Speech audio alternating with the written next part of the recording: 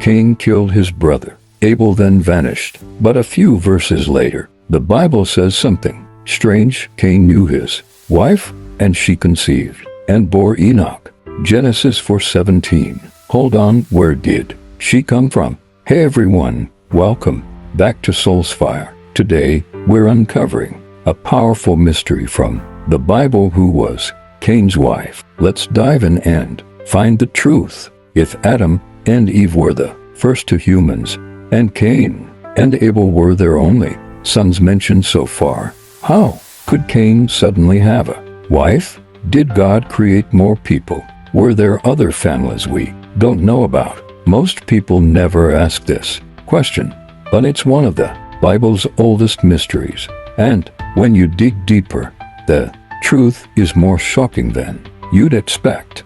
The Bible isn't missing the answer. In fact, it's been hiding in plain sight. If we jump ahead just a little to Genesis 5-4, it says, after Seth was born, Adam lived 800 years and had other sons and daughters. Wait, sons and daughters? Not just a couple. Adam and Eve lived for centuries, and during that time, they had many children, probably dozens. But the Bible only highlights certain names because it's focused on specific lineages, not listing every person born. So Cain's wife wasn't a stranger. She was almost certainly one of his sisters, daughter of Adam and Eve, just not named directly. Back then, there were no laws, no commandments, no written codes about who you could or couldn't marry. The world was new, and humanity was just beginning.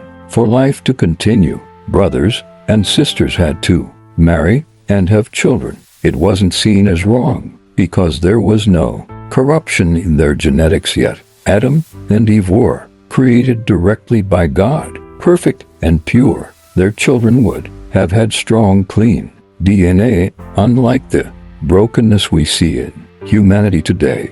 That's why these early relationships didn't carry the same risk or moral weight they would now. God allowed it for a time, not as a rule for all generations, but as a necessary step in building the human race.